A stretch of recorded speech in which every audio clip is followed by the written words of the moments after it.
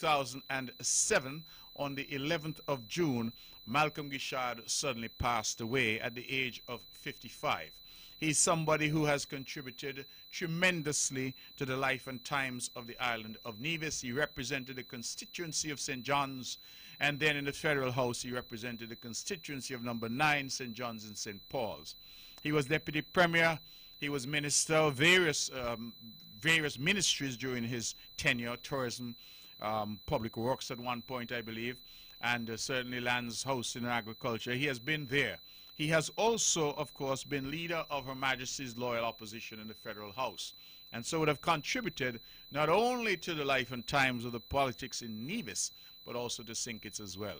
When we look across the landscape of Nevis, we look at the basketball courts and investment in sport, we look at our airport, we look at our seaport, we look at the roads and the development, we look at the tourism product, the NTA, and all the housing projects that have started. The housing revolution in Nevis was started by Malcolm Guichard. I think that his DNA is embedded and is shown across the entire landscape of our island.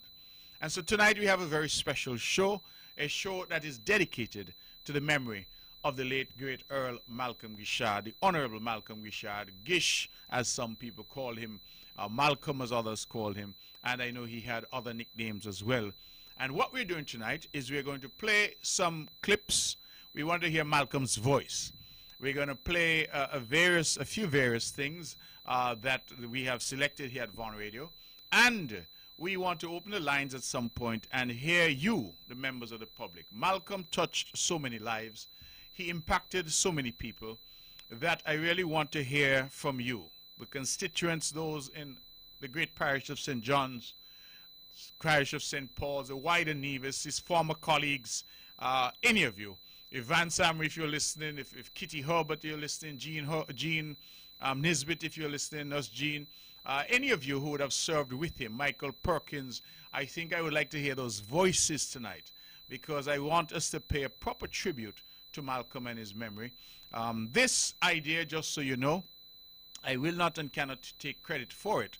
I was drafted into it because this is the good people of Church Ground, where Malcolm is from, decided that this year, which marks the 12th anniversary of his death, that they wanted to have a special week of activities. And so they started on Sunday with a very good church service at the St. John's Fig Tree Anglican Church. Sunday night we had some basketball at the basketball court in Church Ground, which was built by Malcolm.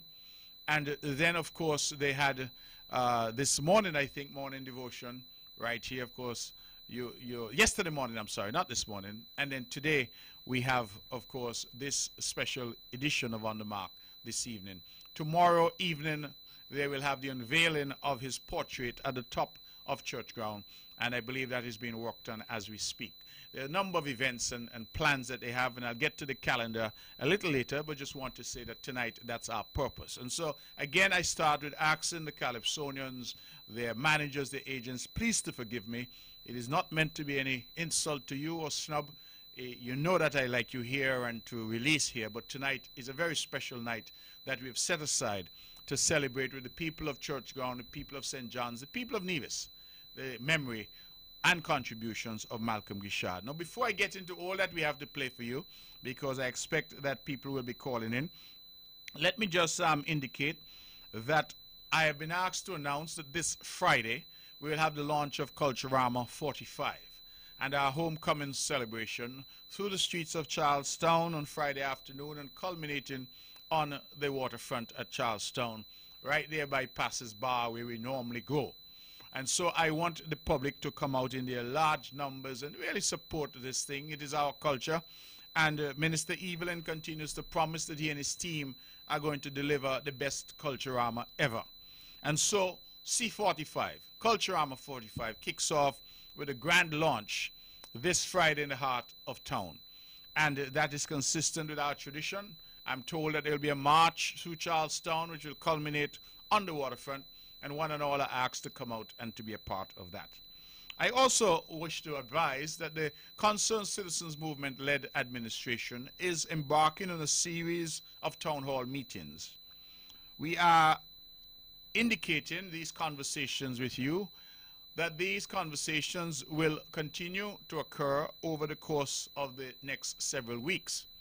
We were due to have our first of such tomorrow, Thursday. But regrettably, we've had to change that date because we belatedly recognize that it conflicted with an event happening at NEPAC for Child Month. We do not want there to be any conflict, and as a consequence, we'll have the first town hall conversations with the people will occur on Monday at 7 p.m., next Monday at 7 p.m. at the Anglican Church School Hall. And so we are asking one and all to come out to that, the Anglican Church Hall, right there in Charlestown, in the parish of St. Paul's, the St. Paul's Anglican Church Hall, on Monday, 7 p.m., for our first in the edition of town hall meetings, conversations with the people, where the government will lay out its accomplishments to date, and most importantly, hear from you, the criticisms, the areas where we have fallen short, the areas where we can do better. This is a conversation that we hope to have, and as you say, a conversation involves more than one voice. It involves two people at least speaking to each other. And so we want to have that in a forum where people can come and feel free to say what they have to say, interact with the government ministers, and indicate where they feel, as I say, there have been some successes and some failures. We will continue to do our very best, and this listening tour, if you will continue throughout the length and breadth of Nevis and in the diaspora as well.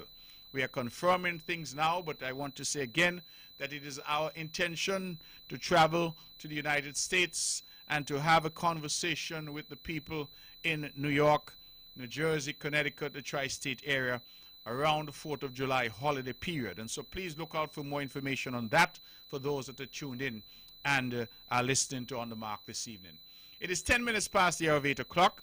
And as I've indicated, tonight is a very special night dedicated to the memory of the late, great Malcolm Guichard, a man who has served, a man who, even in death, continues to impact us in terms of his legacy of achievement for the people of Nevis and the wider St. Kitts and Nevis.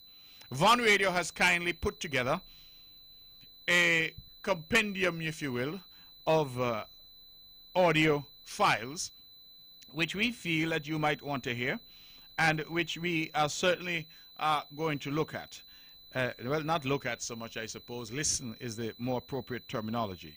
Now, once we go through, I am asking those who are listening at home and abroad who want to say something, give a little anecdote, a little memory of Malcolm, an engagement that they had with him, that they can call in certainly once the phone lines are open. The first, I'm told, is a speech that the late, great Malcolm Guichard would have given back in 1997. And this was a period we were talking about secession and the whole debate concerning the political separation of St. Kitts and Nevis. It was a very heated time in the country, a time of some political unrest and upheaval. And the late, great Malcolm Guichard was at the center, as he always was, of all things political on the island of Nevis. And so in 1997, he gave this speech. 1996, I'm sorry, forgive me. I've been corrected. He gave this speech. And it's a few minutes long, so we are asking you to sit back, relax, and listen to the late, great, Honorable Earl Malcolm Guichard as he speaks to us now.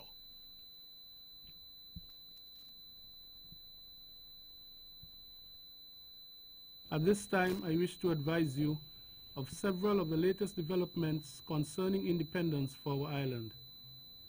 Many of you are already aware that the second reading of the Nevis Secession Ordinance is scheduled for Wednesday, the 13th November. To date, the Nevis Reformation Party has stated that they will not support secession under this administration. The people of Nevis will recall that soon after the call for secession, the Honorable Joseph Parry, in an address on Von Radio, stated that the Nevis Reformation Party will not permit the administration to retreat from the call for secession. In an address before the Nevis chapter of the Chamber of Industry and Commerce, Mr. Parry stated that the administration did not need to appoint a constitutional committee but should proceed to invoke Section 113 of the Constitution. In an address to nationals in the United States Virgin Islands, Mr. Parry stated that he would support the bill for secession in the House. The Nevis Reformation Party gave every assurance to the people of Nevis that they would permit the people to decide the future of our island. The people of Nevis must make the final decision.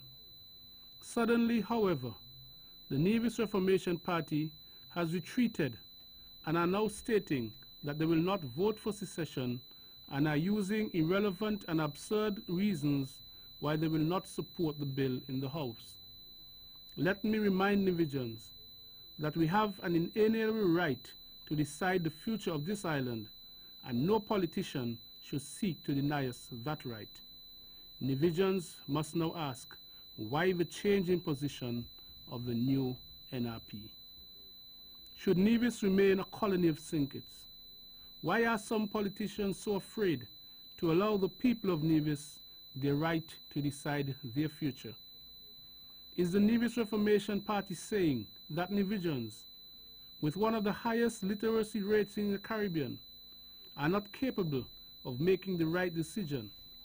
Or are the NRP leaders so deeply enslaved to selfishness and greed that they will refuse to allow the people of this island the opportunity to decide their future for fear of angering their political masters?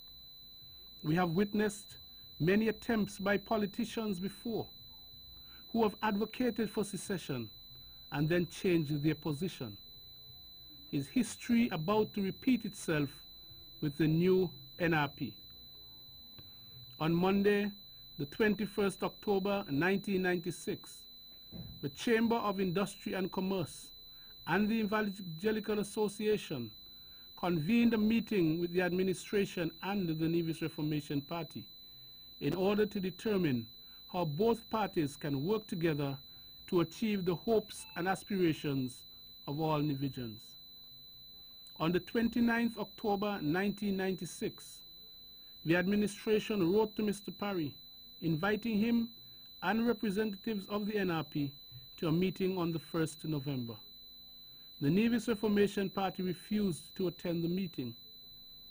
On Saturday, the 2nd of November, the administration again wrote to Mr. Parry, inviting representatives of the Nevis Reformation Party to attend another meeting on Friday, the 8th November.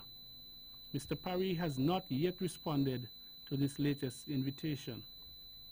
However, the Honorable Joseph Parry, leader of the new NRP, gave an interview to the BBC Caribbean Report on Monday, 4th November.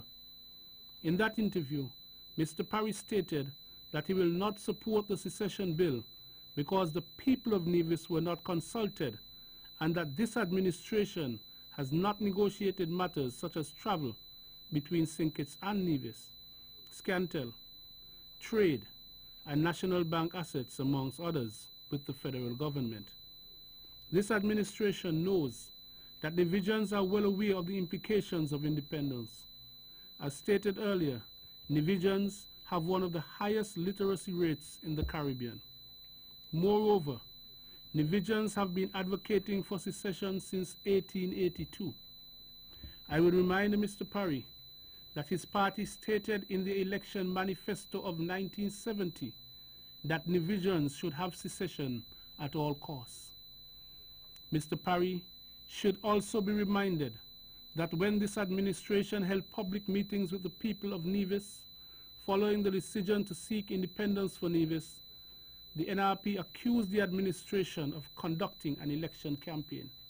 It is ironic, because the new NRP are the ones who called for an election before secession and have been steadfastly campaigning for elections instead of concentrating on the important issue of secession.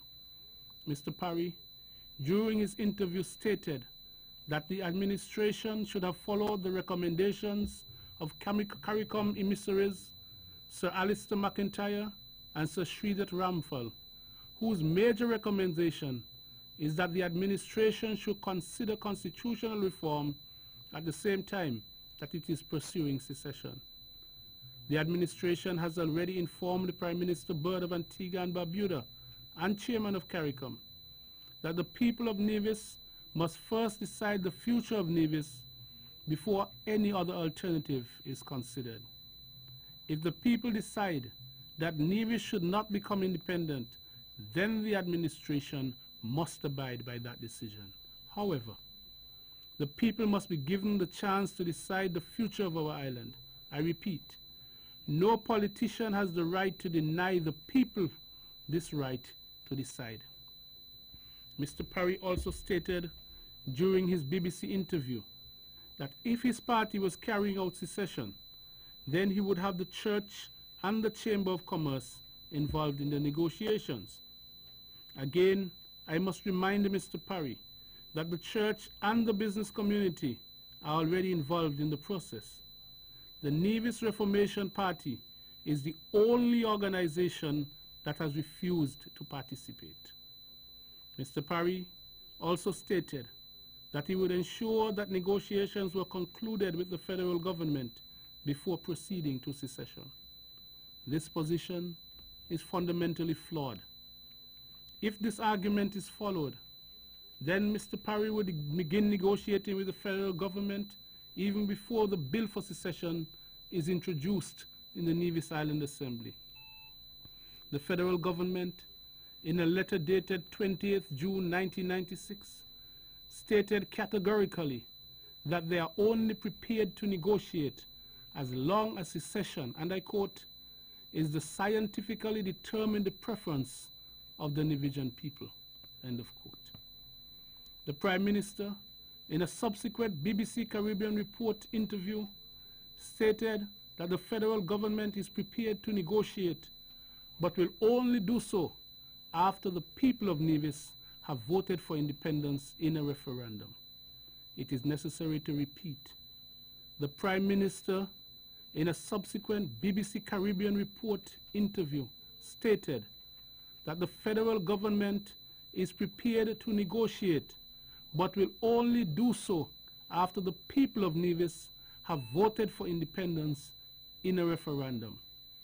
In light of these statements, the new NRP must explain to the people of Nevis what special arrangements, if any, are in place that would allow them to achieve a complete reversal in the federal government's position so that they could conclude negotiations before the referendum by the people. The Nevis Reformation Party has already made it clear that they will deny the people of Nevis this right to vote in a referendum. The new NRP must also explain to the people what is to be gained by not allowing the people to exercise their constitutional right in a referendum. Why is Nevis being held to ransom? As I listened to the interview with Mr. Parry on the BBC, I was left with no alternative but to think that NRP has sold out the people of Nevis. The change in the Nevis Reformation Party's position from one of support to one of open hostility to secession is history repeating itself. Once again, the people are being denied their rights by the very politicians whom they elected to office. Your administration is here to serve you, the people. All politicians must recognize that they are elected to or appointed to serve the people. No politician should stand in the way of the people's right to decide their future. This administration has consistently stated that secession is a non-partisan matter, and we are prepared to meet and dialogue with any person or group of persons who are minded to have a sober and reasoned approach to secession. This administration has never doubted the wisdom of the people of Nevis, and we have every confidence in the people's ability to make the right decision. Your administration will not permit itself to be sidetracked by political considerations which have no bearing on the matter of secession. Independence for Nevis is reserved for final decision by the people of Nevis. No matter what any politician may think, this right must not be taken away from the people. I ask all the people of Nevis to stand firm and remind the elected representatives of the Nevis Reformation Party that they were elected to serve the people and not their own personal or political interests. The people of Nevis must not be deprived of their right to decide the future of Nevis. I thank you, and may God bless you. That, ladies and gentlemen, is the voice of the Honorable Malcolm Guichard, a speech he gave in 1996, speaking to, of course, the issue of independence for Nevis, speaking eloquently, speaking clearly, speaking his mind, speaking in the way that we are accustomed to hear him speak, and saying exactly what he meant and what he felt. And I thought it important, and the good people at Vaughan Radio would pull that particular speech so that the people of Nevis would get a sense, as we do this tribute to Malcolm this evening, of what he has said and when he said it, how he sounded saying it, and that those who perhaps were not even born then, or who were too young to be paying attention, would get a flavor of that very important historical period in the life and times of the island of Nevis and the wider Federation of St. Kitts and Nevis. Of course, that referendum went on to fail, but I think Malcolm in that speech sought to give his view of where things were and what was happening, and in particular the then posture of the Nevis Reformation Party, the party then in opposition and the party which now continues to be in opposition on the island of Nevis, some 13 years after that speech would have been given.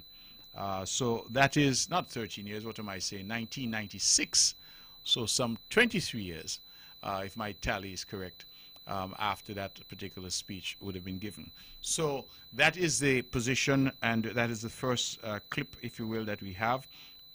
We have some other clips, and we are going to take a few and then have a conversation, and I would hope that the people of Bath Village in particular tuned in. The housing development in Bath was done through the offices and was the brainchild of the Honorable Malcolm Guichard.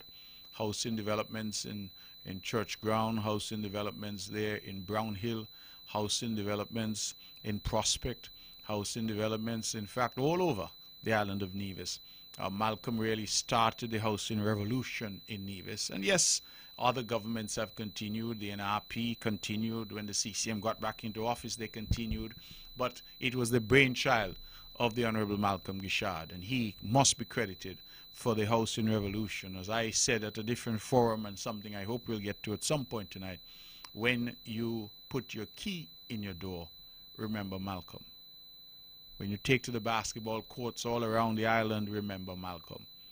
When you drive on the roads and you go to the airport and the seaport, remember Malcolm, because he was front and center in so much that has occurred here. He helped so many. In fact, I recall speaking to his wife, Yvonne, and I hope, Yvonne, if you're listening, that you would, from tonight's program, get a very real sense of the continued love and affection that the people have for your late husband and his contribution.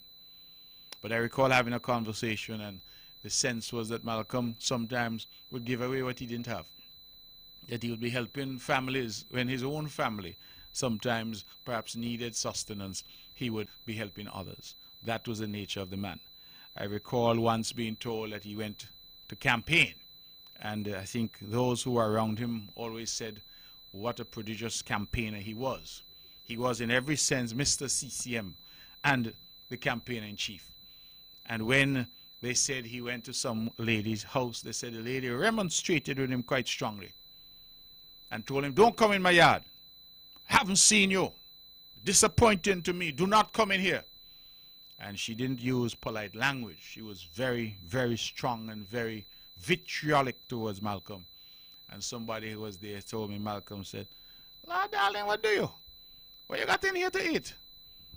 And just walked straight into the woman's house and into her kitchen and opened the pot to ask what the lady had to eat. So the lady just burst out laughing, because what else is she going to do? And that was the nature of the man. Didn't pass anybody, didn't hold any ill will or malice towards anyone. People did a lot to him, and the history is there. I will not or need not get into that. But he never repaid in kind. And that story, I think, symbolizes to me. I try my best to imitate his voice, but I'm not quite getting it tonight. But when he told the lady, what's she saying? And he just walked into the kitchen and opened the woman's pot, asking her what she had to eat, after the woman berated him outside and tell him don't come in she yard. That was the nature of the man. And so I am hopeful that people will call in with their own anecdotes and own memories as we open the lines a little later. But before we do that, I'm told we have a clip from 2000 where we have Malcolm's voice speaking to some developmental issues, and we will play that for you now. As I said, tonight is a tribute to the Honorable Malcolm Guichard. We are reminding you of his voice and his various statements and things he had to say, and anything that had to do with him really is part and parcel of our program this evening. And so there's a clip here from the year 2000, Malcolm Guichard speaking about development. I'm certain that within a year's time, when it's completed, the already progressive and booming economy of Nevis would be moved to higher heights. I do believe that quite a number of tourists would be coming to our shores who wanted to come here before, but because of the many stops they had to make, for one reason or another decided not to come. But I do believe that we'll have additional planes coming to Newcastle Airport. For one, we know that Liat-8 L300 would be arriving at the airport. The American Eagle ATR-42 would also be landing at Newcastle Airport. We have also more or less completed the works at the Charlestown Port, and it is anticipated that the opening ceremony, which is planned for this occasion, would be held on the 19th of September. It is anticipated that it would be a very well-organized, well-planned ceremony, and that quite a number of persons from throughout Nevis would attend. We also hope that after it is officially opened, and it's coming close to the tourist season, we would have additional tourist ships calling at our port, and this in turn would assist in boosting the economy of Nevis through tourism. There again is the voice of Malcolm Guichard speaking to development, speaking to the work that he was involved with in terms of tourism.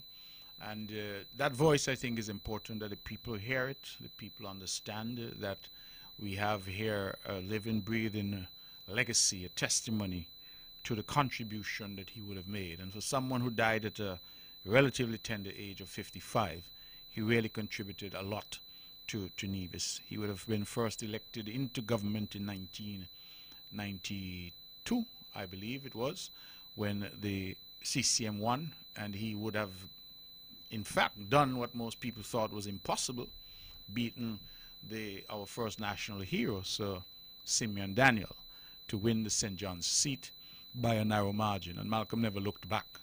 He won that seat and he continued to win until eventually in 2006, through fair means or foul, he was defeated in St. John's. And that era will always go down. We'll always have our debates about it. But I think from 1992 until 2006 at the Nevis Island level, he functioned in government for those 14 years. And so his contribution that you would have seen would have been made over a span of 14 years in government. And then, of course, he would have been in the Federal House, I believe, since 1993 until his death in June 11th of 2007. And so Malcolm would have had just about a decade and a half or so of service in government and in the National Assembly as well. His life is there, his service is there, and we will be speaking a bit more about that. As I said, I really would be interested in hearing from some of his colleagues, the Honorable Vance Amory, if he's listening, Michael Perkins and Jean Nisbet, Nurse Jean, if she's listening, Kitty Herbert, if he's listening. These are the people he's served with. Colin Tyrrell, if he's listening, and certainly would have contributed immensely with that team. It was in many respects the A team, if you will. And whilst that era has passed and a new era is now taken over, I think that was certainly a golden time in the life and times of the island of Nevis when we saw unprecedented development. And Malcolm was key to a lot of what was happening. Now we're going to move from 2000 and 2006.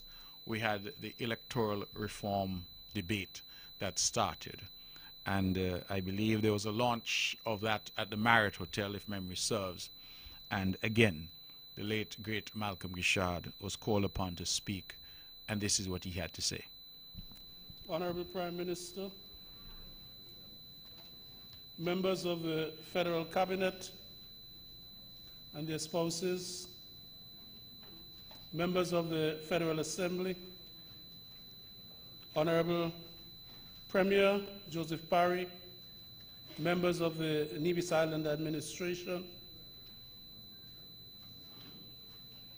members of the head table, members of the clergy, members of the diplomatic corps, members of the press, distinguished ladies and gentlemen. Let me first of all apologize for the absence of our party leader, the Honorable Vance Amri, who sends his regards and who is presently off the Federation. The Concerned Citizens Movement is pleased to be associated with the formal launch of the electoral reform process.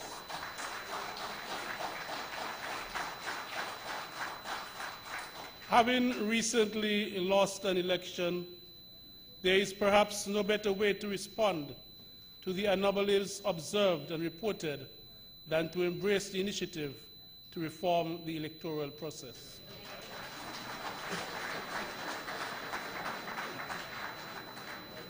My party recognizes that with development and growth, and especially as our world is seemingly becoming borderless, and people are moving with little or no restriction, there is the temptation to exploit and manipulate immigration in order to seize advantage over one's opponent. Therefore, every effort must be made to minimize or to prevent the corruption of the electoral process. There is, too, the ease of transferring voters from one constituency to another within the island or across the Narrows. And where there are unscrupulous individuals, some voters can be facilitated with dual registration. The Concerned Citizens Movement is mindful that there have been instances of election irregularities that have been contested in the court of law. The unfortunate thing is that the judgment of the court is administered sometimes years after the election.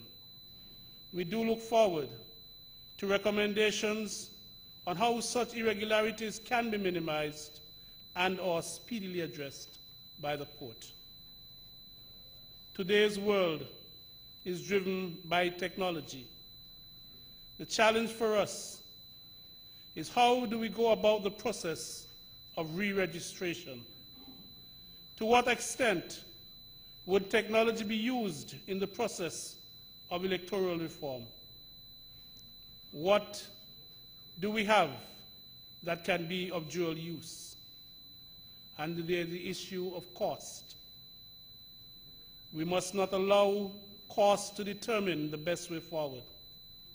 And whichever system is put in place must be as foolproof as is possible. I have raised these issues in the short 5 minutes I have been given to make my presentation, simply to share our thought process as we give consideration to electoral reform. Perhaps There is no other political party in the Federation that welcomes this initiative to reform the electoral process. It is our hope that as we go through the process of engagement, that the general public will share willingly, and at the end of the day, we will have a report reflective of the experience and expectation of our people as we seek to ensure transparency for the initiation of governance. The Honorable Prime Minister has advised that he has invited all political parties represented in Parliament to participate in this process. It is my belief that we should all seize the opportunity to participate, to ensure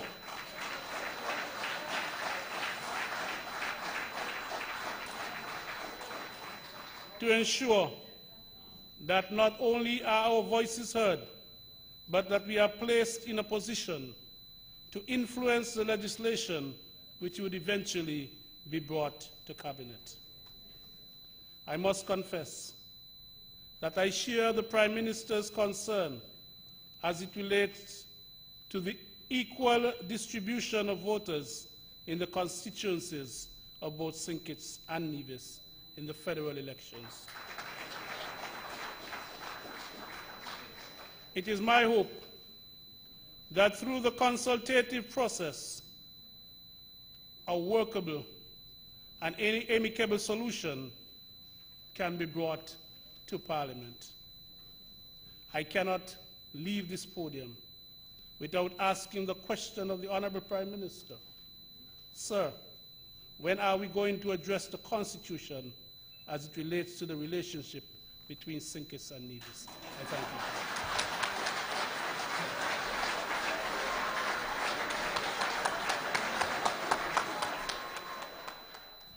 Dear ladies and gentlemen, the voice again of the Honorable Malcolm Guichard, speaking at the Marriott in 2007 to the issue of electoral reform, and speaking as only he can, as he said, in the 5 minutes that he was allotted, and speaking to that issue, that vexed issue of electoral reform and what can be done to improve the system that we have and to make it fair and more transparent.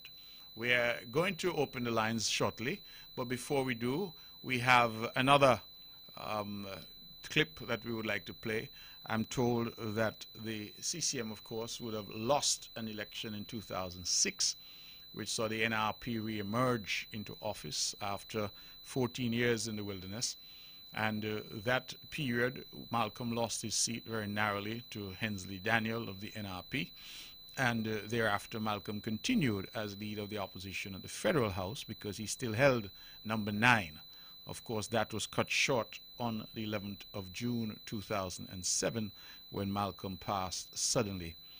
However, he would have had an opportunity to give a New Year's address for 2007 in his capacity as leader of the opposition, and we thought that we would play that for you to see what Malcolm had to say on the dawn of the new year 2007. Fellow citizens and residents, good day. At the dawn of a new year, we invariably commit ourselves to goals and objectives that will contribute to a more fulfilling and productive lifestyle. As we make projections, we take cognizance of our experiences, especially of the preceding year, in order to ensure that the plans we make are in sync with reality. For us in St. Kitts and Nevis, there is much to be thankful for. Yet, each year, we have to face myriad challenges as we seek to satisfy the needs and wants of our Twin Island nation. As we reflect on the past year, we can easily recall a number of defining moments. There were moments that positively influenced the realization of some goals and objectives that we had set for ourselves. There were moments that negatively impacted our way of life and created disappointment, fear, and uncertainty. I am mindful that we are prone to focus and be expressive on the negatives in our society and relegate positive achievements. it is absolutely essential to accentuate the positive because so easily we forget. However, like every other citizen or resident of our federation, I take pride and share in what we have achieved. Nevertheless, lament we must of the increase in crime and violence that is threatening to usurp the gains that we have made and are making as a country. Increasing crime and violence is strangling our nation. We must condemn these acts, and every effort should be made to apprehend the perpetrators, and they must be persecuted to the fullest extent of the law. I therefore encourage our people to become involved in community policing and to take our country back to the once acclaimed most beautiful country in the world and most peaceful country as well.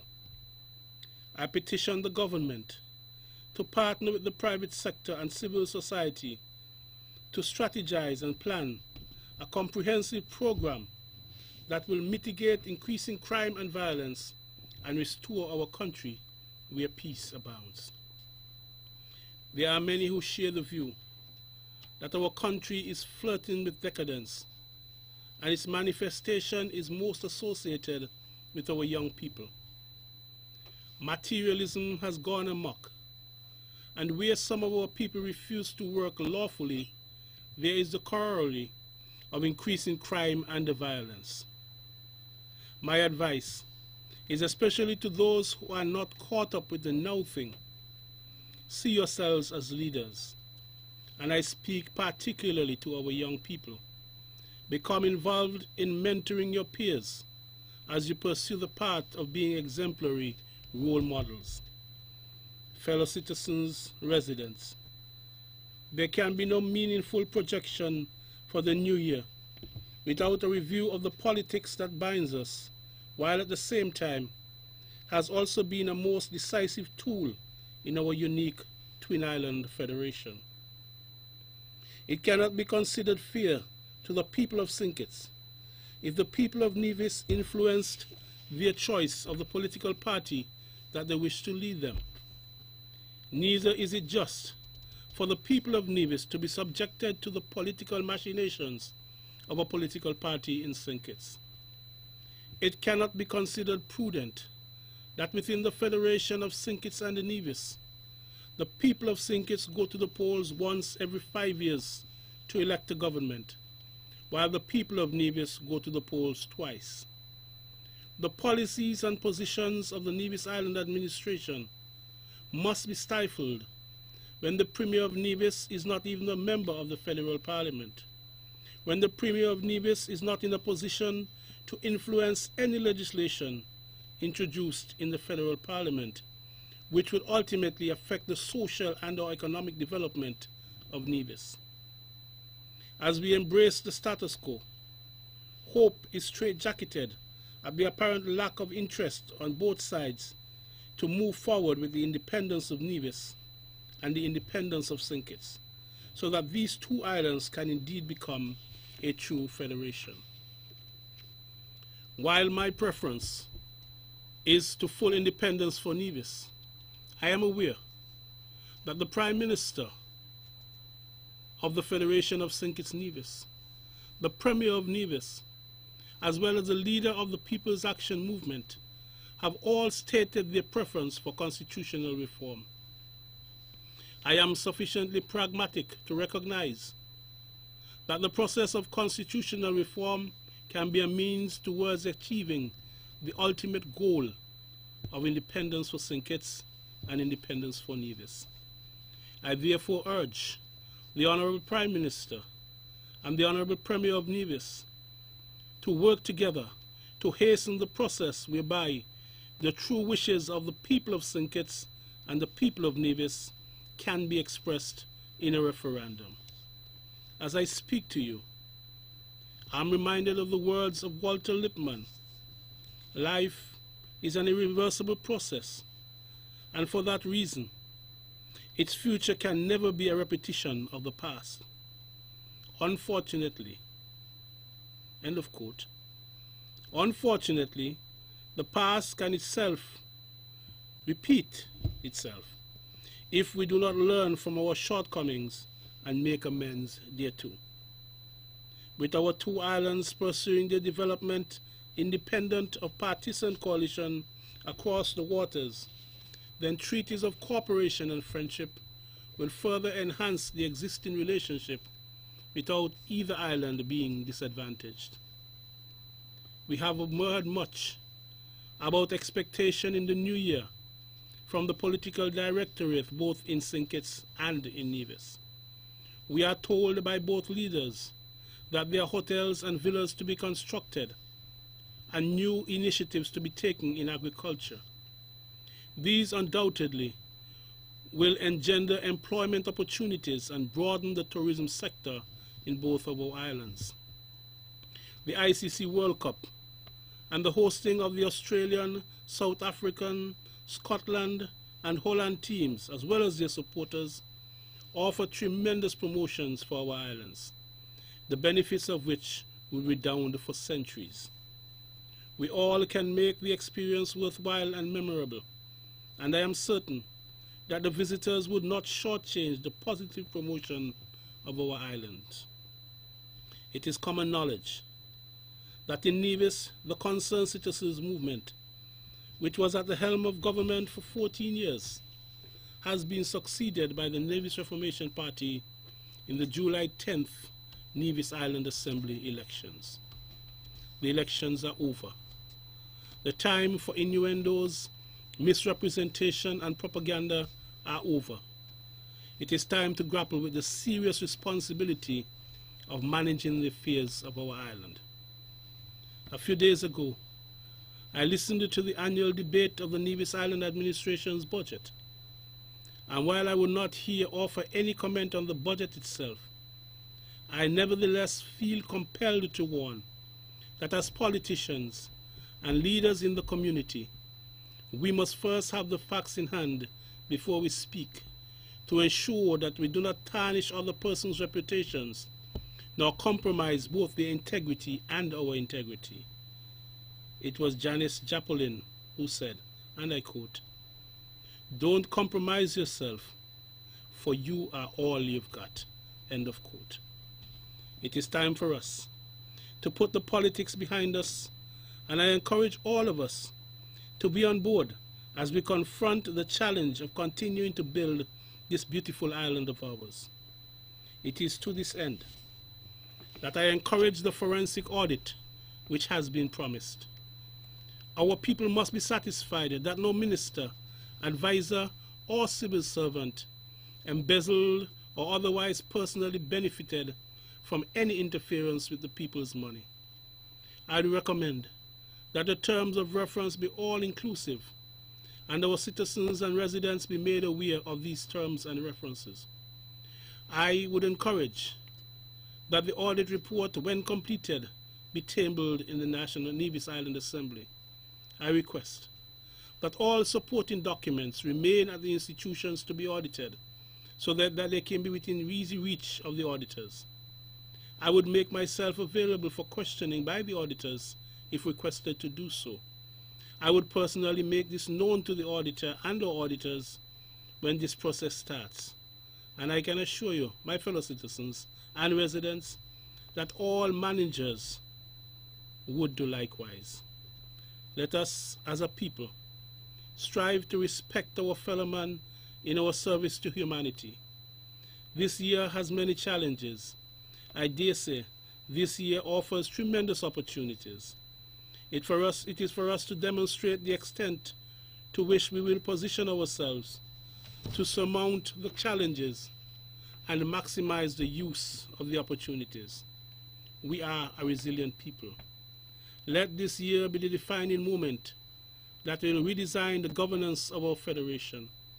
Let our generation be the architects of a truly politically independent St. Kitts and a truly politically independent Nevis. It is with the deepest sense of humility that I invoke God's blessing and guidance as we seek to pursue our goals and objectives for 2007. A very productive and satisfying new year to all.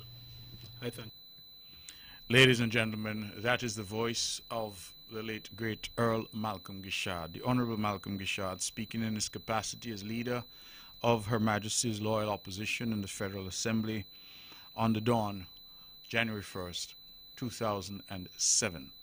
That perhaps was his last official speech because, of course, in June of that year, the 11th of June to be precise, Malcolm Guichard was taken from us suddenly. We gathered that he went for his usual morning swim, and I recall, and I think all of us would recall where we were when we heard the news that Malcolm had passed. At the age of 55, he died on the 11th of June 2007. And this year marks the 12th anniversary of his passing, and this show tonight is dedicated to his memory at the request of the church ground community and the planning and coordinating committee that put together this week of activities as we seek to honor the late, great Malcolm Guichard. Malcolm was laid to rest on the 20th of June 2007. It was a Wednesday, and we all remember where we were at the park, the ETW Park, where he was laid to rest. And I was afforded the opportunity then, as the person whom the CCM had selected to be a candidate in the seat vacated as a consequence of Malcolm's untimely death. And the family gave me the opportunity to say a few words at that funeral service. It was a very solemn occasion, 20th of June, 2007, a Wednesday, at the ETW Park. We, in a state funeral, laid the late, great Malcolm Guichard to rest. This is what I said on that occasion. His Excellency, Dr. Cuthbert Sebastian, Governor General of St. Kitts and Nevis, the Honorable Sam Conda, Deputy Prime Minister of St. Kitts and Nevis, and Mrs. Conda. His Honor Mr. Eustace John, Deputy Governor General of Nevis, and Mrs. John. The Honorable Joseph Parry, Premier of Nevis. The Honorable Van Seymour, Leader of the Opposition in the Nevis Island Assembly. Other ministers and members of the National Assembly and their wives. Other ministers and members of the Nevis Island Assembly and their wives. Members of the clergy and of the judiciary. Yvonne, family, good day. The Honorable G.A. Dwyer stand before me, and the Honorable Premier Joseph Parry before me both spoke to Shakespeare. And I recall that in his play Julius, when they plotted against the life of Caesar, and Caesar was advised and warned, Caesar's response was, "It seems to me most strange that men should fear, seeing that death, that inevitable end, will come when it will come." That is what has brought us here today, the inevitability of death. And in our fallen comrade Malcolm, we say it has come far too soon.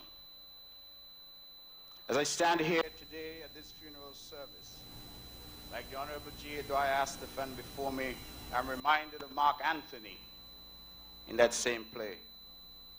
And Mark Antony stood at the funeral of a great Roman, Julius Caesar, and his sentiments uttered then have been immortalized in the work of William Shakespeare. I do not claim the oratory of Mark Antony of Roman fame, but I'm sure Shakespeare would forgive me borrowing his words when I say, "Friends, Nevisians, countrymen, lend me your ears." And like G.A. Dwyer Astafan, I say, I come not to praise Malcolm, but to bury him. Mark Antony used his words to incite the mob. I intend no such incitement. Instead, I tell you of how much this giant called Malcolm Guichard loved you, loved me, loved us all. I come not to praise Malcolm, for there's no need to do so. So manifest are his works that his deeds praise him for themselves. His long years of yeoman service to his people have catapulted him into the pantheon of greats. From sea to shining sea, his works can be seen. When you young people in the housing developments in Bath and in Prospect and Brownhill and all around this fair land of ours put your key in your door, remember Malcolm.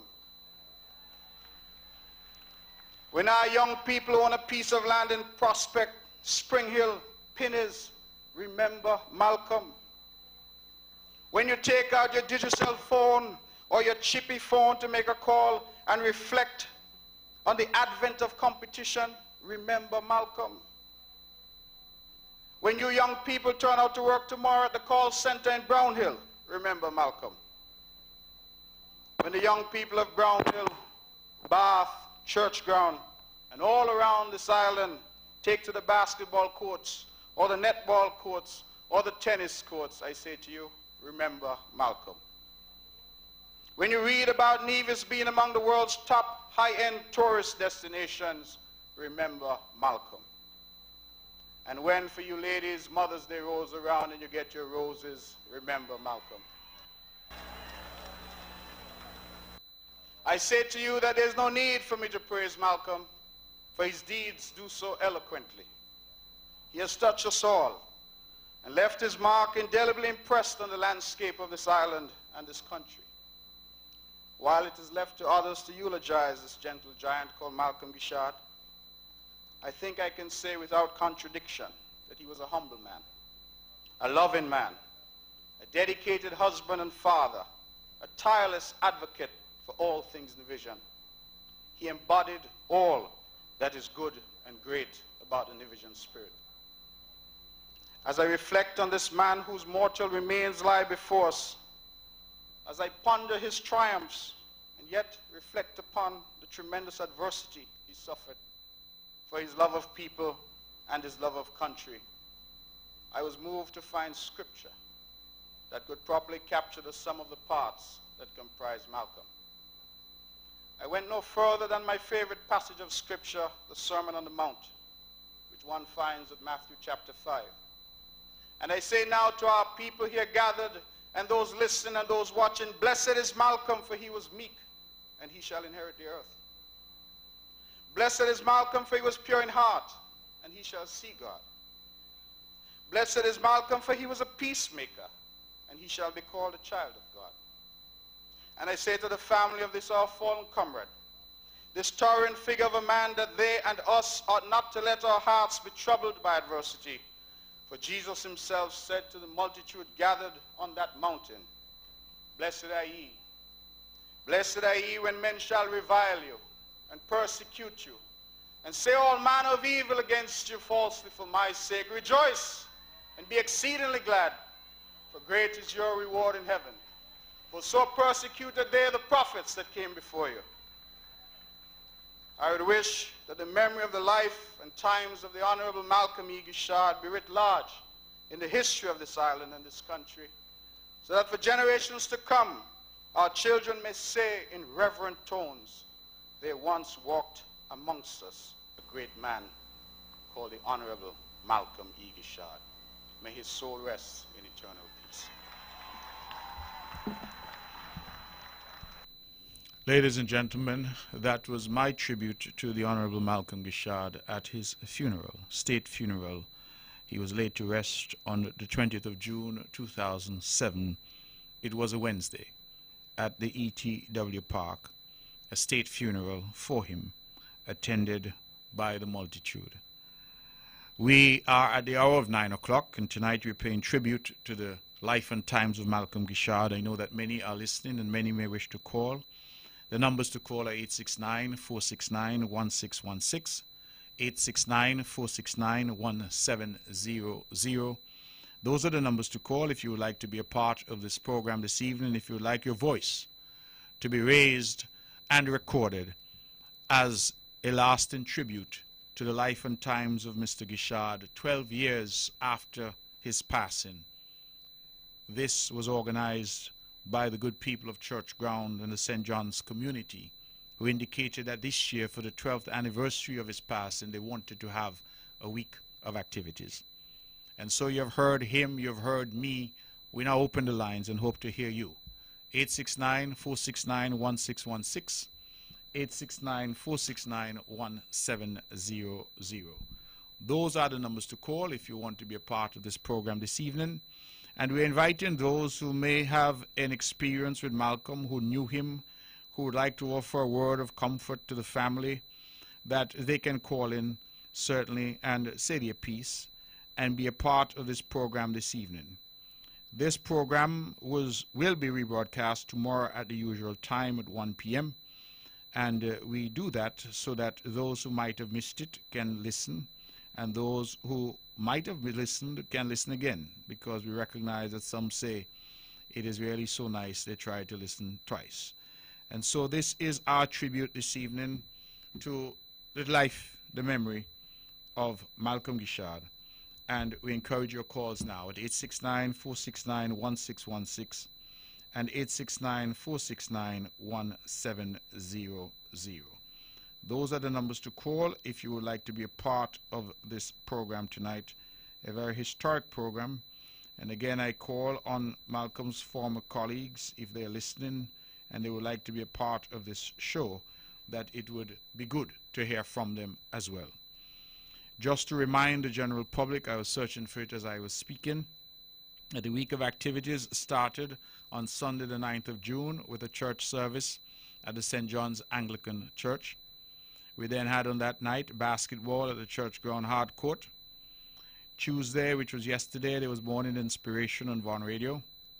Tuesday, there was also a service at the burial ground at 9:30 a.m. I regret that I could not have been at that service since I had commitments on St. Kitts, but I myself visited the burial ground and the gravesite earlier that morning. Wednesday, the 12th of June, we're having this show, and we're again inviting callers to call in the last hour of the show now. The number is 869-469-1616 and 869-469-1700. With any memory they may have, any anecdote or any word of comfort for the family who no doubt are listening. Thursday, 13th of June, we will have the health talk, and they're talking about NCDs, non-communicable diseases. And then on the evening of Thursday, 13th June, around 7 p.m., there will be a short ceremony at the top of church ground where they have the unveiling of the portrait of Malcolm in church ground.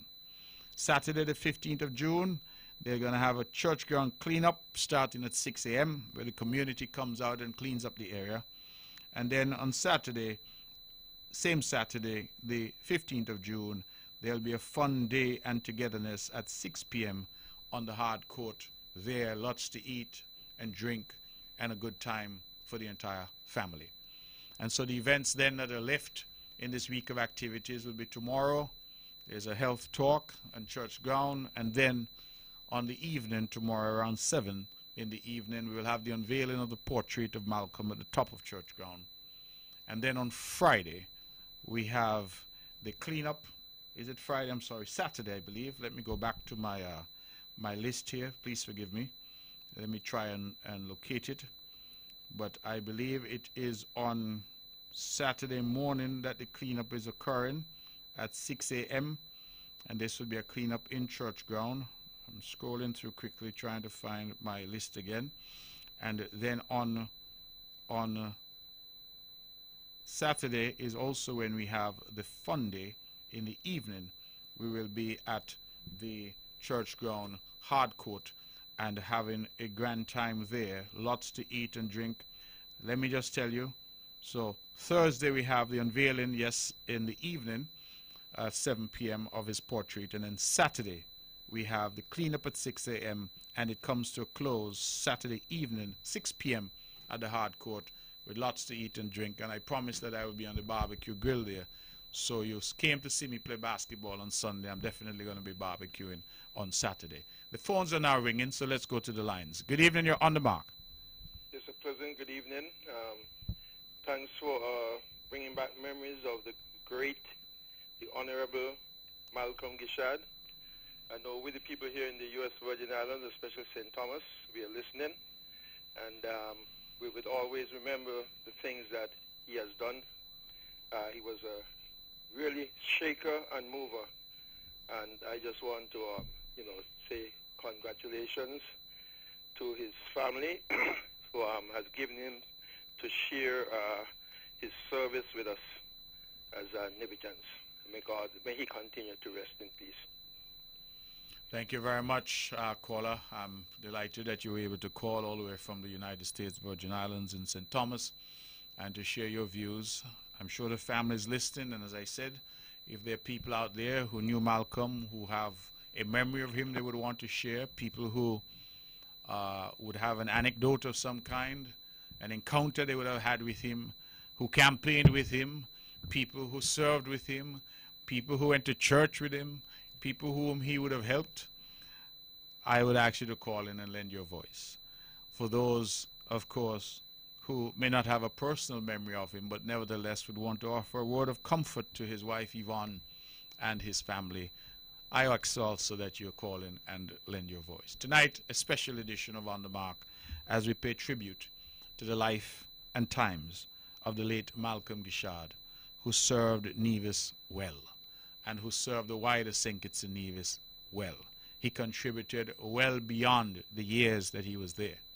And when we think that his life was cut short at the tender age of 55, we understand that he served with distinction, and the time that he spent in office was really time that was well spent. You know, I commented today to someone, let's go to the phones. Good evening, you're on the mark. Yes, good evening, Mr. Brantley. Good evening to you. And my premier, yeah, and good evening to all the people of Nevis.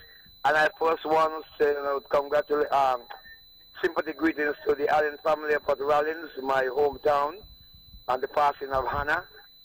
So I just want to greet you guys and continue to hold on to God, because only He can help you in this time of bereavement. Yes, my premier, this time I want to, say hello to Yvonne and her family. Yes, and I want to just greet the people of Nevis again one more time for being so responsive and so supportive to my teacher, as he taught me in school in Gingerland High School.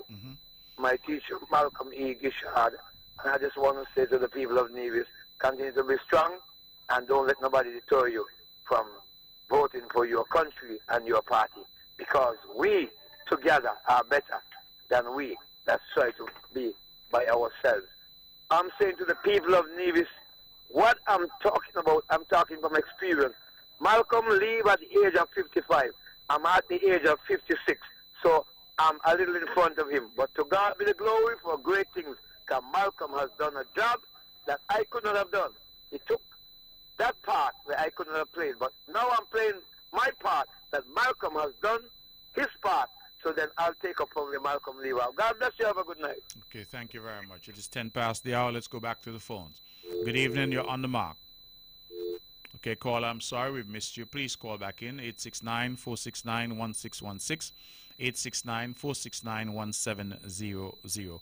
We'd like to hear, certainly from those who are listening, particularly those overseas, but also those who are here, those in Bath, those in Churchground, those in Stony Grove, those in Charlestown, those even in Bastia, Molyneux, and Keon. Malcolm touched everyone. And if you have something to share and want to be a part of this program, this tape, we hope, will live in posterity. This program tonight dedicated to his memory. Let's go back to the phones. Good evening, you're on the mark. Good evening, Mr. Brantley. How are you today? Good evening to you. I'm well, thank you. Those were powerful speeches, man, especially the first one. I enjoy all of them. Yes. We hope the family will continue to have good memories of the great guy.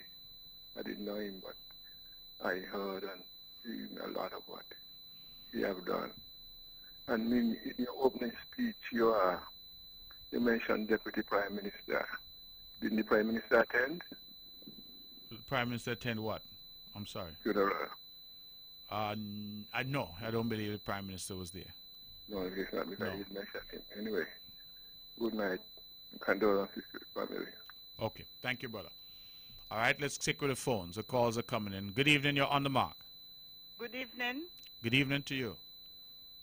I would like to commend the church ground community for this wonderful week of tribute to my cousin, Honorable Malcolm Gishard. One of my fondest memories of him in the political sphere is when they had the first set of houses in Bath Village. Mm-hmm.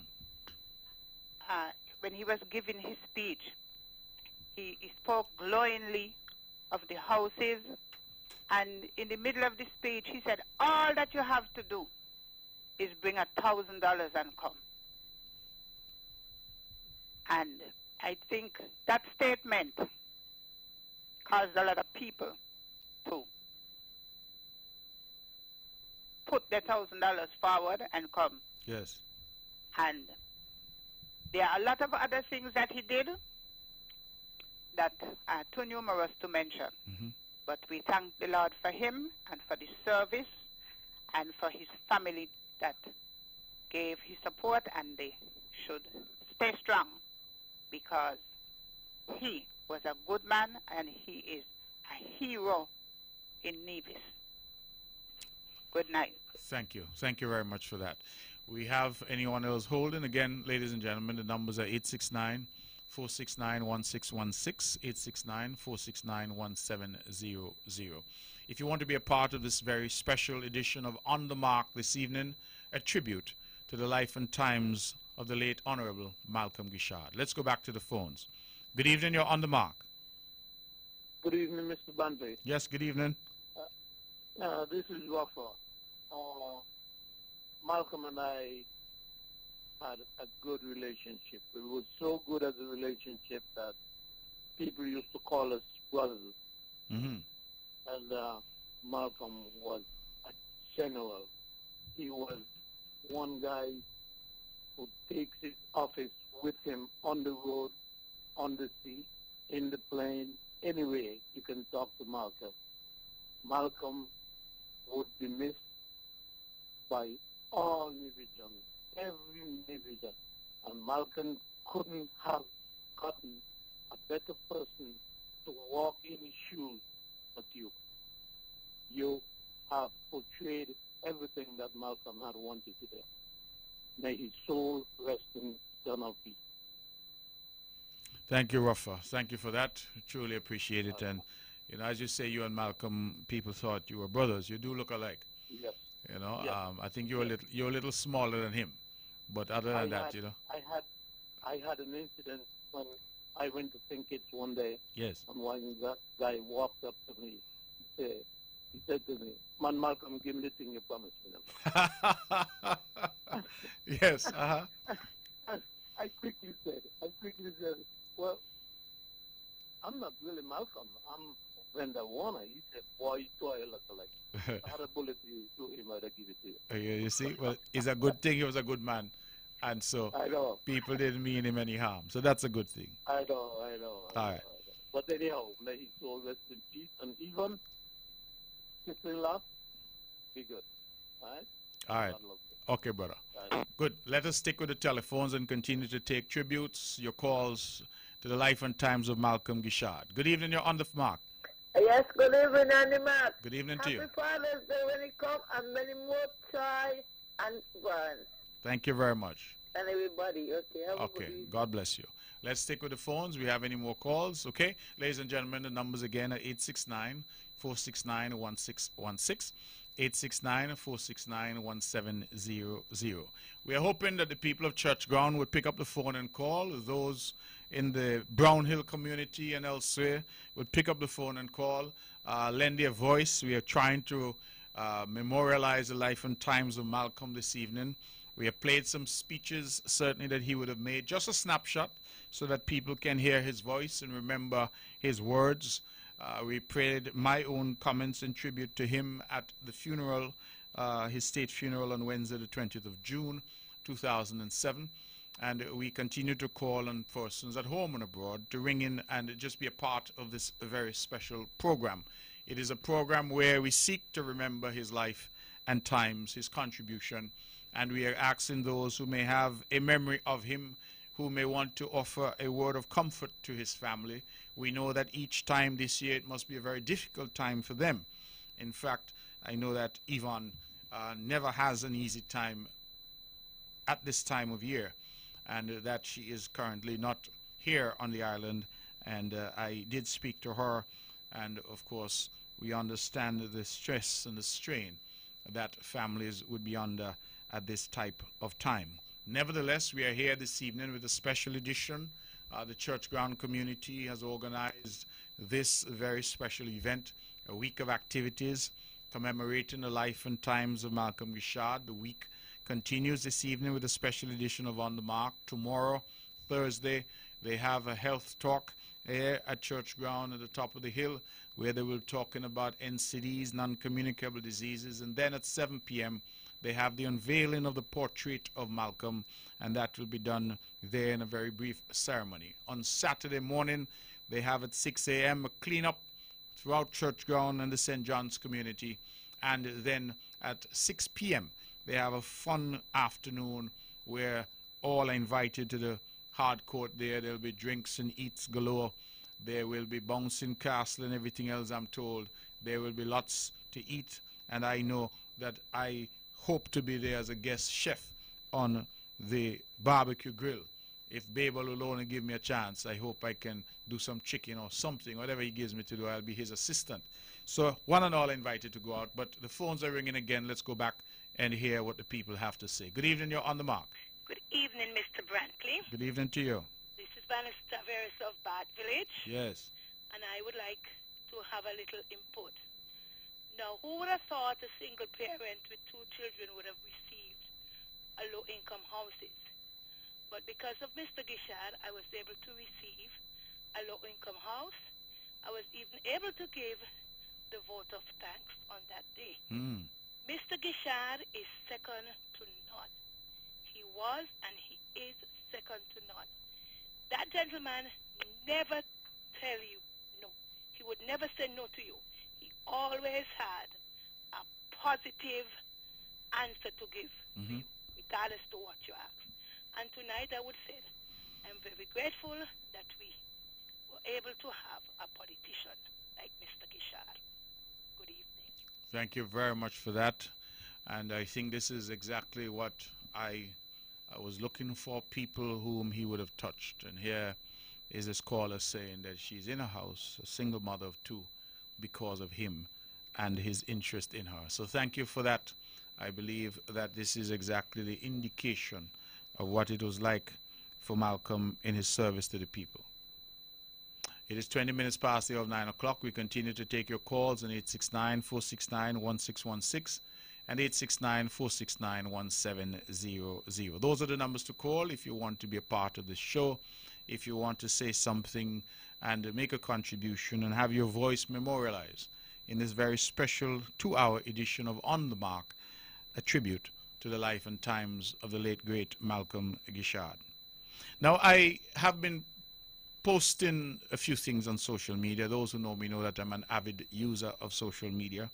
I believe that it is the new communication tool, and that politicians everywhere. In fact, I used to be widely criticized by some who I now see themselves are trying their best to be on social media. I smile sometimes because I remember the criticism, and that is often the case when perhaps you are ahead of where others are now trying to get to.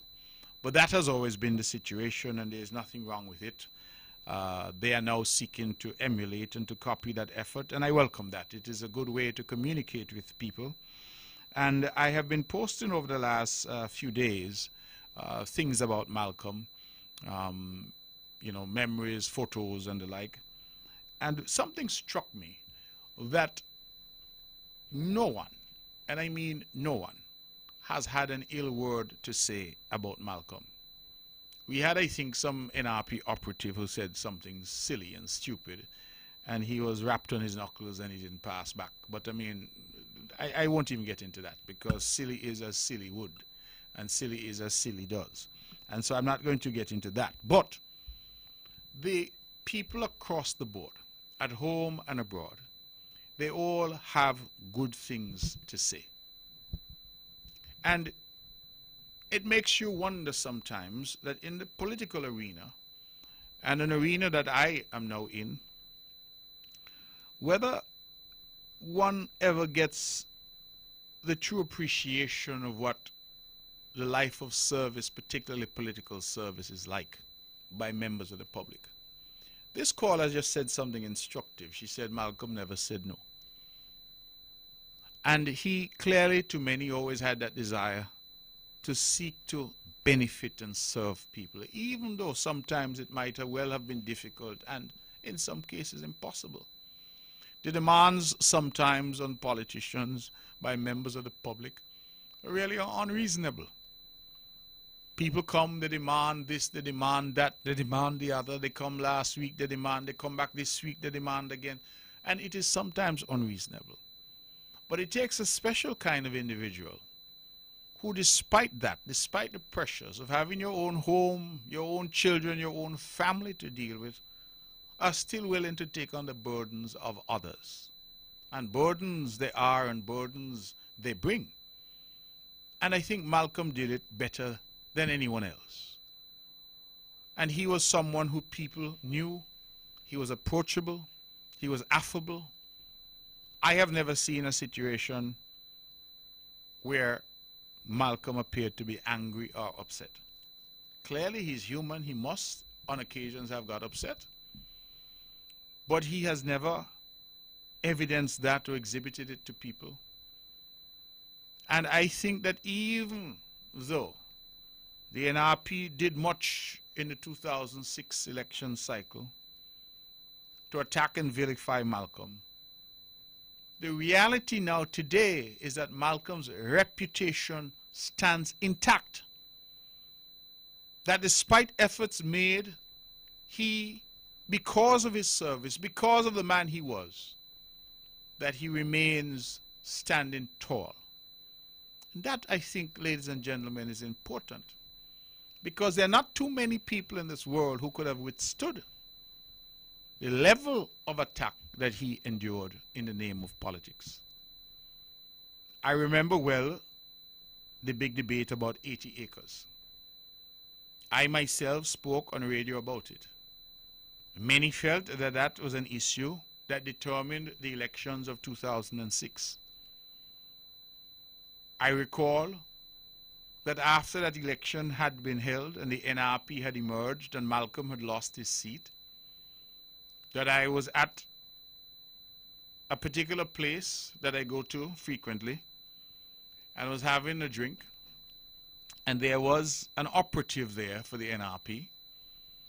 And I said to that operative, now that the election is over, what is the new government going to do about the 80 acres? And his response will stay with me forever. He said to me, that don't do its work. Never forget. Man, why 80 acres, that don't do its work. And it taught me a very valuable lesson as someone at the time who was just coming into politics in 2006. That there will be efforts made in the name of politics to attack, to denigrate, to destroy. We who have chosen this path, we must seek to do the best that we can. Like Malcolm, like all of us, life is a stage. We make our entrance and we make our exit. Malcolm made his entrance. He entered the hallways of government in 1992. He would have made his exit from government in 2006 and his exit from this realm in 2007, a mere year later. He would have made his entrance and his exit. The reason we are here tonight is because we're celebrating what he did whilst he was on the stage. Because ultimately, in whatever sphere of our lives and our activity, that is all that matters. What we do on the stage of life. And in his life, he has been a teacher, a businessman, a politician. We can hear from his speeches, we can see from the accolades on social media, we can hear even those who are calling in tonight, the way he touched people and touched their lives. And the best answer to people who seek to denigrate and destroy is to do the best that you can and to be guided by the principles of service to others, because that is what politics is about, the service of others not ourselves. And if we are guided by that, at the end of the day, no matter how much mud is thrown, it will wash off, because your legacy of service is what ultimately vindicates each and every one of us. And so, despite the efforts, here we are 12 years on, after Malcolm's untimely demise, memorializing his life and times, and we ask the question rhetorically, who will memorialize us when we are gone? And is there something that we would do whilst we still exist on this stage of life that will encourage others and motivate others to memorialize us when we are gone? Because ultimately, it is what we do when we're on that stage before we make our exit that determines whether upon our exit people will be moved to say that he or she was a good man or a good woman, that he or she contributed in some tangible way to the development of the island, that he or she served in some way others. The fact that we serve ourselves, that we are caught up with self-aggrandizement, that we are chasing wealth and fame and power, is ultimately irrelevant. People are not going to celebrate that. People are going to celebrate the impact that we've had on their lives. But not only in politics, although we are talking tonight about a politician who stands head and shoulders above all others. We're not talking about politics only. We're saying in your family, will your children remember you? Will your spouse, your siblings, will they remember you and say of you that you had a love of family? Will your neighbors remember you? And those in your community and say you had a love of your community?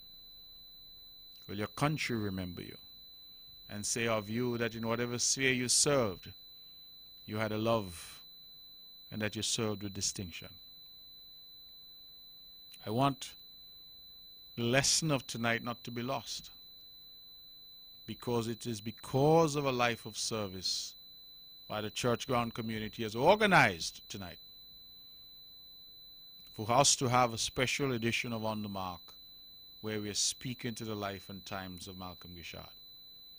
It is now 9:30. I'm reminding folks out there that the numbers to call are 869-469-1616 and 869-469-1700. I'm again asking the people in church ground and those who have organized this very special edition to call in if they can and lend their voices, because I think our people would want to hear from them and hear from the people throughout Nevis and St. Kitts and the diaspora, so their memories of Malcolm Guichard. We go back to the phones. It is 9:30. Good evening. You're on the mark. Yes, good evening, Mark. Good evening. It's a wonderful program, and I'm loving that you're honoring Mr. Guichard, and you're talking mostly about his political career, but I'd like to thank Malcolm Guichard for his entrepreneurial career in doing Nevis gases and our cooking gases all these years. And I congratulate Yvonne for carrying on the business and his son for making it even better, where he has a tanker that comes and fills our bottles so they don't have to be returned and everything. And I am just so thankful he brought Nevis gases to Nevis. He should be congratulated for that too. Well, thank you very much. You are correct that we have emphasized his political career, but the truth is that you're right. He was a stellar businessman as well. He did quite a lot, frankly, for the island. In all aspects of the island, he was a teacher. So I certainly share your view and believe that we should commend him for his business acumen as well. And Nevis Gases was something that was innovative and something I'm sure that has benefited and continues to benefit the people of Nevis. I agree. Thank you so much. Thank you very much for that. All right, ladies and gentlemen, you're listening to On the Mark. I'm your host, Mark Brantley. And tonight we're paying a special tribute to the life and times of Malcolm Gishard. We have about 27 or so minutes left, and we're taking your calls. Let's go back to the phones. Good evening, you're On the Mark.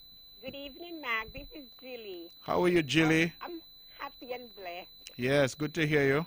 Yes. All I have to say about Malcolm, he was a very, very good man.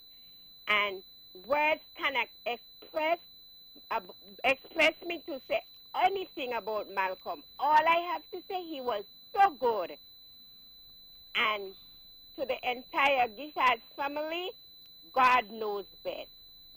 And this is coming in from Jilly and the entire Walwyn and Tyson family in Brown Hill. Bye. Thank you very much, Jilly. I appreciate that. And let me tell you, you're still there?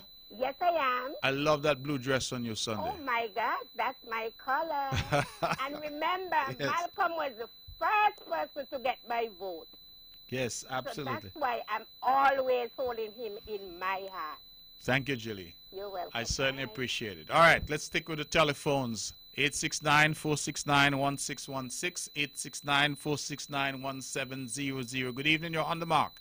Good evening, Mark. Good evening to you. Mark, I would like to talk about Malcolm, the person. Yes, he was a politician and an entrepreneur, but what I recall about Malcolm is just the person, Malcolm. I was privileged to have grown up in an era where I was in school around the same time as Malcolm, a couple of grades below. I was in class with his sister Hyacinth and his brother Doc and the entire family. And one of the things that I can recall about Malcolm and comes to mind is you always remember how people made you feel. The things he would say, was a warmth about him that he exuded when he spoke with you. I remember on several trips back to Nevis, he would come by our home and visit and just sit on the steps and chat. And when I returned to Nevis, Malcolm, the politician, minister, I had the opportunity to sit and speak with him about tourism because that was obviously his passion and mine. And we had many, many talks. I would ask questions, and he would always laugh. You know that laugh that Malcolm had. And he would say, Tessa, you always ask me that. Why do you always ask me that? And I said, well, I'm just trying to understand. And we just had those conversations.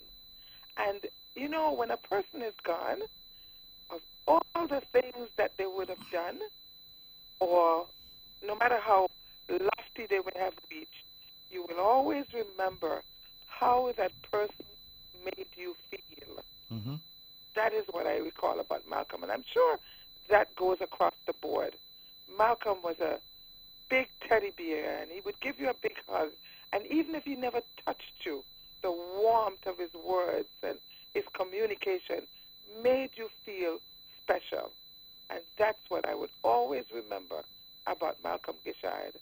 Yvonne, wherever she is tonight, I know the pain of losing a loved one, but I know she must be also very proud that she was able to share her life with a very, very special human being, Malcolm Gishard.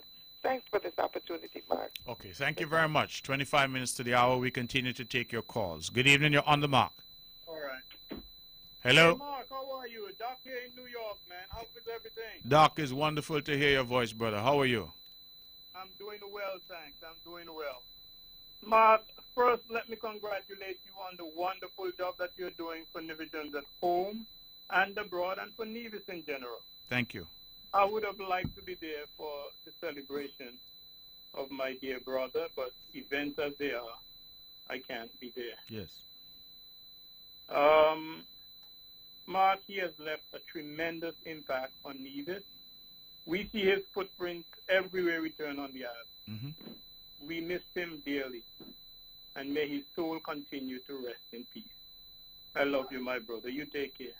Thank you very much, Doc. Thank you for that. We truly appreciate it. And we thank you and the family for lending Malcolm to us, because I think that through that, his contribution and his legacy are secured. So thank you for calling in.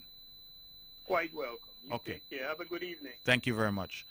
Ladies and gentlemen, we continue to take your calls, 869-469-1616, 869-469-1700. Those are the numbers to call if you want to be a part of this very special program.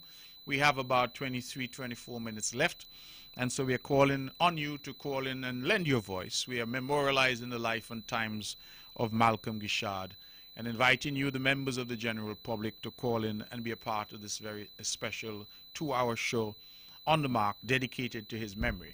This show, we hope, will provide a historical perspective. It will be part of the archives here at Von Radio for those who in years to come may want to look and find out what might have been said about Malcolm.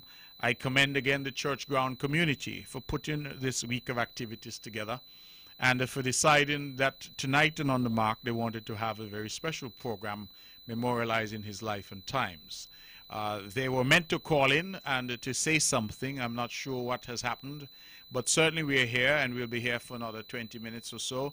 And we're taking your calls on 869-469-1616 and 869-469-1700. For the record, the reminder of the other events: tomorrow, Thursday, there is a health talk, and they will be talking about NCDs, non-communicable diseases, right at the top of church ground. And Thursday evening at 7, we have the unveiling of the portrait of Malcolm at the top of church ground as well. On Saturday morning at 6 a.m., we will have a clean-up throughout church ground and St. John's. We're inviting one and all to come out and just clean up their area and their community. And then at 6 p.m., we all take to the hard court there in church ground. We will have lots to eat and drink. And if I get my way, because I've asked politely that I can be the aide to Chef Babel, and I will go and fetch whatever he wants me to fetch and be on the grill with him. And that would be, for me, a real treat, because we know he's one of the better cooks in terms of barbecue and the like that we have here on the island. So again, if you're out there and you have a contribution to make, I'm inviting you to call 869-469-1616, 869-469-1700. Those are the numbers to call and really share your perspective on Malcolm. I have called tonight. I'm not sure, because that's always the difficulty of whether people are listening, but I've called on any of his former colleagues who might want to be a part and to lend their voice. Certainly members of the CCM whom he served, and which he served, I'm sorry, for so many years, if they would like to call and lend their voice. And for all of us who can make a contribution this evening, I believe the family would appreciate it. If you have a memory of him, if you have an incident with him, or for that matter, if you just want to lend a word of encouragement and condolence to the family, a word of comfort to Yvonne and the children and the grandchildren as well, whom I know he loved very dearly. So tonight, a special edition. If you're just tuned in, you're listening to On the Mark. I'm your host, Mark Brantley, and this is Von Radio, the voice of Nevis, www.vonradio.com, 860 on your AM dial, the Eastern Caribbean's only powerhouse. And we are here, of course, tonight with a very special edition of this program. Just by way of reminder, if I can interject, that on Friday afternoon, we have the launch of Culturama 45 right in the heart of Charlestown, starting with a parade. And then on Monday of next week, we have had to reschedule the first in our Conversations with the People, a town hall series by the Concerned Citizens Movement-led government, Malcolm's Party. We will have a town hall meeting on Monday at 7 p.m. at the Anglican Church Hall. Do we have someone who's holding? No? Okay. The numbers again, 869-469-1616, 869-469-1700. I was saying that, of course, this week we have been talking about Malcolm Guichard. There have been a number of people who have had comments to make online and elsewhere. And again, the sense that one got is that there was not one individual who had an ill word to say. And I do not believe it is just a matter of respect for somebody who has passed on. I really feel that it is testimony to the contribution that Malcolm would have made, to the life and times that he would have had. And time again during his political career, people sought to ensnare him in one thing or another. I thought it was instructive, the clips that were selected tonight, because he spoke about independence for Nevis. He spoke in his New Year's address after he was out of government. 2006, it was the last speech we feel that there is of him officially, where on the eve of of 2007, he spoke on the 1st of January. And one of the things he said was that he welcomed an audit. And that's important. He welcomed an audit because there was a lot of chatter. And he said something instructive. He is prepared to give evidence and to go before and be questioned. This is not a man who had anything to hide. And I think that that was obvious in his life and his times. And that is why his legacy today remains what it is. Strong, unblemished. Let's go back to the phones. Good evening. You're on the mark. Hello? A pleasant good evening, the Honorable. How are you this evening? Good evening to you. I'm well, thank you. All right. This is your little brother here in the U.S. Just calling in to, giving a little input on the Honorable late, great Gishad. Yes. First off, I want to commend the church ground community and more so the St. John's and the St. Paul's communities as well for the support and the continued respect that they show to the late, great Honorable, as well to the Gishad family. I know Miss Yvonne Gishad very well, as well as Shino. We get along very well. But I want to speak on Mr. Gishad the late, the contribution as he talked about tourism and that speech he made in regards to aircraft coming into the Vance W Inn. I was privileged enough to be there at the opening of that airport, as well as the first inaugural flight for the American Airlines, which showed a difference in a way forward to air support and travel within the region as well as outside of the region. So I just want to say our nation has lost one, and there are many to come who will be done great, but there will be none to replace. And to him, his memory and his efforts and his contribution to our nation on a whole stands non-paralleled to many, and we will always be thankful for that. So on that, I want to say a good evening to the rest of the Nevis, and my condolences to the Allen and the Libert family in Rollins, and for the passing of Miss Hannah, which I know that family very well. And so with that, I just thank you for the opportunity, and again, have a wonderful evening on the other city. All right, thanks, my little brother. I appreciate the call, and I trust and hope that you and the family are also well. And I join also in expressing my condolences to the family of Hannah. Hannah was a lady who was loved by all, and certainly I couldn't let the evening pass. I had decided to do it at the top of the show, but both you and the caller previously have expressed condolences, and I do the same, and express my deep condolences to her family on her passing. Ladies and gentlemen, listen to On the Mark, and we're taking your calls in the last 15 minutes of the show. We are tonight memorializing the life and times of the late, great Malcolm Gishad. Let's go back to the phones. Good evening, you're On the Mark. Yes, good night, Mr. Brantley. I'm calling from Church Ground. Yes, I was wondering what happened because I wasn't hearing from anybody from Church Ground tonight, so I'm happy you called. I think I can speak for everybody in Church Ground. Mr. Gishad has done a big ball for everybody in Church Ground, especially we cross the alley. We are so grateful for him for that road. I can remember we get too many Panto. And when he went into politics, we asked him about that road, and he gratefully gave us that road. So we are so very thankful for that. And he has done so many things, but he will take up all night. So on behalf of the people of Church Ground, we want to say thank you to Eva for lending Mr. Gishad to us for so many years he was in politics, and may his soul rest in eternal peace. And with the people of Church Ground, is forever having in our heart. Well, thank you very much for that. I'm truly grateful for your call and for your sentiments. I know I've been on that road myself, and I've been reminded time and time again when I park badly that is Malcolm's Road. We call it Malcolm Road. All right. Thank you very much for the call. All right. I really appreciate it. And ladies and gentlemen, I think that this is what I expected, where people are really just sharing the contribution that Malcolm would have made, the lasting impact on their lives. And here's someone saying that they wanted a road, and they said they used to stump their toe, and Malcolm would have delivered for them. And I think that this is, I believe, you know, sometimes nowadays people take certain things for granted, perhaps, but it is the little things. I think as one caller, I think she identified herself, so I can identify her. Tessa Howell said, it's the way people make you feel. It's whether or not you feel appreciated, you feel love, you feel that warmth. And I think that was Malcolm, friend and foe alike. And that is why I thought that it was unfortunate, the attacks that he endured in the name of politics. Some people say it's just politics, but I know that attacks can wound, they can wound deeply sometimes.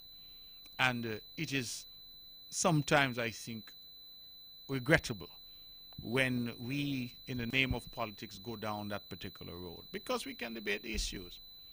Malcolm, for example, said what his position was on the issue of independence for Nevis. That's an issue that can be debated. We can debate issues, you know, electoral reform, constitutional reform, taxes, crime. I think all of those are legitimate. The economy, legitimate issues to be debated. But when I think people descend into the level of vitriol, I think that is where now it becomes really personal, where people attack you and attack your family. And oftentimes, as it was the case in relation to Malcolm, it was all lies, trumped up. And as I said, I think that 12 years after his passing, the fact that we could be having this evening a show of this nature, people calling in from far and near, remembering him, tells us all that we need to know. His legacy is intact. And I believe it's a legacy that is like no other. For the short time that he served and the period in which he served, it was a period of tremendous advancement for the island of Nevis. And Malcolm was at the epicenter of it all. And I think that tonight you have heard his voice, you have heard his speeches, you have heard my voice paying tribute to him at his state funeral.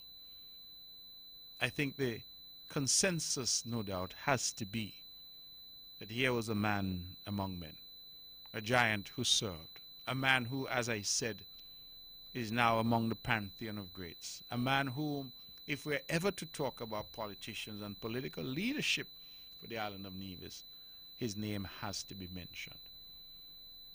And we must, I believe, as a people and as a government, find some appropriate way to remember Malcolm in a tangible way. These are things that require careful thought, but I believe it is important. Others have been memorialized and remembered, but I believe not so much for us who are here today, but for the children, because there are children now who are entering high school who would never have known Malcolm, never have seen Malcolm. There are those who are perhaps now teenagers and exiting sixth form who may only have the vaguest memory of him, because the time keeps moving on, and it has been 12 years since his death. And so we have to find a lasting monument to him. But until we do that, and to find something appropriate, I think that a program such as this is also important, where we memorialize his life and times through our words, and through the words of those who have chosen to call, and to get that sense of who Malcolm was and what his contribution has been and continues to be. Let's go back to the phones. Good evening, you're on the mark. Yes, I had to call. This is Keith Archibald from St. Kitts. Honorable Mark Brantley, I remember one thing about Malcolm. I brought a group study exchange, a young group of Rotarians internationally to Nevis, and I just mentioned to him on the phone I was bringing them, and he met us at the pier, and he took us around. He even took us to Four Seasons. Mm-hmm. He was personally a close friend of mine, but I totally admired him, and I still do. Bye-bye. Thank you very much for that, Truly appreciate it. We have about 10 minutes left, and we're inviting your calls. 869-469-1616, 869-469-1700. Those are the numbers to call if you'd like to be a part of this show. And again, to give some anecdote, some comment, some word of comfort, some memory of the late, great Malcolm Guichard. That is what we are asking you to do, and we're taking your calls. We have only about 10 minutes left, and so if you have an opportunity, the phones are ringing. Let's go right back to the phones. Good evening. You're on the mark. Good evening, Mr. Brantley. Good evening to you. I from Davis Butlers. I known here since 1974. I never know Mr. Guichard, but I met him at the selling in the booth, culture, Calypso show. He watched me, I watched him. I didn't know him, but long after we meet up by the bar, he kept watching me, and then I said, I'm a bit on the heavy side like it. So then he asked me, he said, where are you from? I tell him, I'm from Butlers. And then he asked me my people, and then a nice conversation. Then I realized this man is a great man, very good, friendly and everything. So we have a good relationship until he passed. So I give sympathy to the family and everything. Thank you very much. Okay, we have another few minutes left, and we're taking your calls on 869. Let's go straight back to the phones. Do we have someone? Yes. Good evening. You're on the mark. Good night. Good night. Good night, Mr. Brantley. I don't know if you got a double. Yeah. I don't know if it's a double single you got. I'm sorry? Hello? Is it a double voice I'm hearing? Anyway, what I call to say is this. Everybody's saying how great Malcolm is, right? Yes, he was. All I'm asking, Mr. Brantley, please, whoever is involved in taking the picture of him down from where it was, please put it back.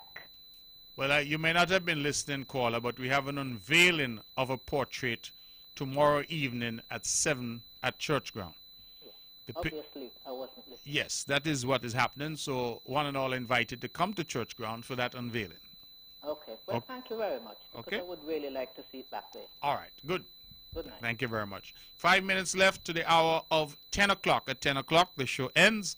So if you want to be a part of this historic show where we lend and make tribute to Malcolm, I'm asking that you call in now. 869-469-1616. 869-469-1700. Those are the numbers to call if you would want to raise your voice and add your voice to the multitude of voices that we've heard this evening thus far. Let's go to the phones. Good evening, you're on the mark. Hello, good evening, Mark. Good evening. Yes, I'm calling on behalf of the group that normally swims at Gallows Bay with Malcolm. Yes. Yes, because you don't know how much we miss Malcolm at the beach. You don't know what it's like at the beach without Malcolm. Yeah, but I would like to thank all those people who called in tonight, you know, to congratulate and to share their sympathy and everything. But like I said, I'm just calling on behalf of the group that swim at Gallows Bay, all right? Thank you very much for that. And certainly I gather that you would have been there, the members of the group, on that fateful morning. Actually, Malcolm actually died in our hands. Truly, truly sad. Yeah. But thank you very much for that. I appreciate it. Let's go back to the phones. We have about 4 minutes left. Good evening. You're on the mark. Mr. Brantley, I hope that picture would be a bit higher. You guys have a habit of putting these pictures too low. Once every picture keep getting damaged, people reaching them. And the ones you put up in Brooklyn for the guy Nisbet, the drummer, all those are too low to the ground. Please, when you're doing this thing, put them a bit higher. Okay. Thank you. All right. Thank you very much. That portrait of Malcolm was never damaged, just so you know. It is just that over time, the elements got to it, and that is the difficulty. So there was no vandalism there. And it is to be replaced because that is his home. That is where his family home was in terms of where he would have grown up. And certainly that area right there was designated by the people for a portrait to him and of him. and that is where it will be done tomorrow. My understanding is the unveiling will be at 7 p.m. I want to thank very much the Church Ground community for calling in and being a part of this show. The Brown Hill community, the Bath community, we've had representation from the 3 largest communities in the constituency that for many years Malcolm represented and which I'm now privileged to represent. We had good calls from overseas, from the U.S. Virgin Islands, from the United States. Malcolm's own brother called in, Doc. We had calls, of course, from other parts of the U.S. And we had many calls here locally as people shared their views and shared their expressions and memories of Malcolm. For me, importantly, we had the speeches where you were able to hear his voice and to hear his own contribution in his own words to the island of Nevis, this island that he loved, and to this party of the concerned citizens movement that he gave his life to, that he worked so hard for. And I am delighted that we were able to be here for this 2-hour show this evening as a tribute to Malcolm and an opportunity, of course, to memorialize his life and times. This show will be rebroadcast tomorrow at 1 p.m. And for those who might have just tuned in, I apologize. We've come to the end of the show. You hear the music striking up. It means we have to go. But certainly this show is rebroadcast tomorrow. Just as a reminder as I end the show, that on Friday we have the grand launch of Culturama 45 in Charlestown, Friday afternoon. And then on Monday of next week at 7 p.m. we have the start of Conversations with the People, a town hall series by the CCM-led Nevis Island Administration, which we have here on island and we hope to take to the diaspora as well. That's our show this evening. Ladies and gentlemen, in all that we do and all that we say, let us never forget to remember Malcolm.